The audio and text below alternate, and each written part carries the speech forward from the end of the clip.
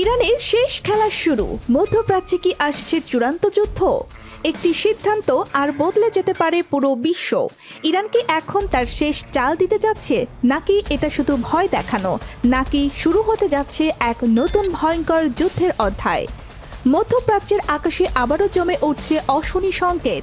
একের পর এক হুঁশিয়ারি, গোপন বৈঠক আর সামরিক প্রস্তুতি, সবকিছু মিলিয়ে প্রশ্ন একটাই, ইরানের শেষ খেলাটা আসলে কি? এটি কি শুধু শক্তি প্রদর্শন, নাকি সত্যি শুরু হতে যাচ্ছে এমন এক অধ্যায় যা বদলে দিতে পারে বিশ্ব রাজনীতির মানচিত্র? দীর্ঘদিন ধরে ইরান নিজেকে প্রস্তুত করছে এক ভিন্ন ধরনের যুদ্ধের জন্য, যেখানে সরাসরি সংঘর্ষের চেয়ে বেশি গুরুত্ব পাচ্ছে কৌশল, প্রভাব আর মনস্তাত্ত্বিক চাপ। যুক্তরাষ্ট্র ও তার মিত্রদের চোখে চোখ রেখে ইরান বারবার দেখিয়েছে তারা পিছিয়ে যাওয়ার পক্ষপাতী নয়, কিন্তু সাম্প্রতিক পরিস্থিতি বলছে এবার তারা শুধু প্রতিরক্ষা নয়, বরং আক্রমণাত্মক কৌশল নিয়েও ভাবছে। বিশ্লেষকরা বলছেন ইরানের আসল শক্তি শুধু তার মিসাইল বা সেনাবাহিনী নয়, বরং তার আঞ্চলিক প্রভাব। লেবানন, সিরিয়া, ইয়েমেন, এই সব জায়গায় তাদের উপস্থিতি যেন এক অদৃশ্য জাল, যা প্রয়োজনে মুহূর্তেই সক্রিয় হয়ে উঠতে পারে। আর এটাই ইরানের সবচেয়ে বড় কৌশল, সরাসরি যুদ্ধ না করেও প্রতিপক্ষকে চাপে রাখা।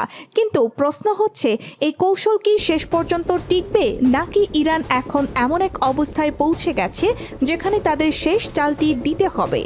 কিছু সূত্র বলছে ইরান এখন ডিটারেন্স বা প্রতিরোধ ক্ষমতাকে আরও শক্তিশালী করতে চাইছে, যাতে কেউ তাদের আক্রমণ করার সাহস না পায়। আবার অন্যদিকে অনেকে মনে করছেন এই অতিরিক্ত প্রস্তুতি নতুন সংঘর্ষের কারণ হতে পারে, কারণ যখন দুই পক্ষই নিজেদের শক্তি বাড়াতে থাকে তখন ভুল বোঝাবুঝি থেকেই শুরু হতে পারে বড় ধরনের সংঘর্ষ।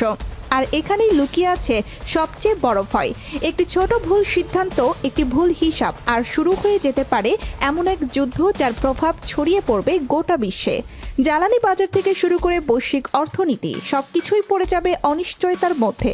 তেলের দাম হঠাৎ বেড়ে যেতে পারে, আন্তর্জাতিক বাণিজ্যের সৃষ্টি হতে পারে বড় ধাক্কা, আর সাধারণ মানুষের জীবনেও পড়তে পারে এর সরাসরি প্রভাব। বিশেষ করে উন্নয়নশীল দেশগুলো সবচেয়ে বেশি চাপে পড়তে পারে, যেখানে জ্বালানি নির্ভরতা অনেক বেশি। আর সবচেয়ে বড় প্রশ্ন হলো, এই উত্তেজনার পেছনে কি শুধু আঞ্চলিক রাজনীতি, নাকি এর ভেতরে লুকিয়ে আছে বৈশ্বিক শক্তিগুলোর অদৃশ্য প্রতিযোগিতা?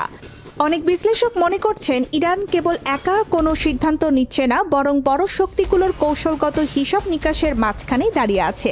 ফলে যে কোনো ভুল পদক্ষেপ শুধু একটি দেশের নয়, পুরো মধ্যপ্রাচ্যের ভবিষ্যৎ বদলে দিতে পারে।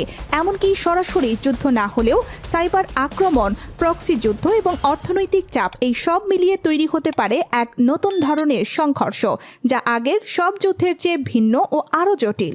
সাধারণ মানুষ হয়তো সরাসরি যুদ্ধক্ষেত্র দেখবে না, কিন্তু এর প্রভাব অনুভব করবে প্রতিটি বাজারে, প্রতিটি ঘরে, প্রতিটি অর্থনৈতিক সিদ্ধান্তে। তাই এখন প্রশ্নটা শুধু ইরানের নয়, এটা পুরো বিশ্বের। ইরান কি সত্যিই তার শেষ খেলা খেলতে যাচ্ছে, নাকি এটি কেবল একটি কৌশল যা দিয়ে তারা নিজেদের অবস্থান আরও শক্ত করতে চাইছে? ইতিহাস বলছে বড় শক্তিগুলো কখনোই সহজে শেষ চাল দেয় না, তারা অপেক্ষা করে সঠিক সময়ের। আর ইরানও হয়তো সেই সময়ের অপেক্ষায় আছে, কিন্তু সেই সময়টা কখন আসবে? আর যখন আসবে তখন কি বিশ্ব প্রস্তুত থাকবে? এই অনিশ্চয়তার মাঝেই চলছে প্রস্তুতি, বাড়ছে উত্তেজনা, আর বিশ্ব তাকিয়ে আছে ইরানের পরবর্তী পদক্ষেপের দিকে। কারণ এই এক সিদ্ধান্তই নির্ধারণ করতে পারে আগামী দিনগুলো শান্তির হবে নাকি সংঘর্ষের। আর হয়তো এই মুহূর্তেই কোথাও নেওয়া হচ্ছে সেই সিদ্ধান্ত যা ইতিহাসে নতুন অধ্যায় লিখবে, নীরবে কিন্তু ভয়ঙ্করভাবে।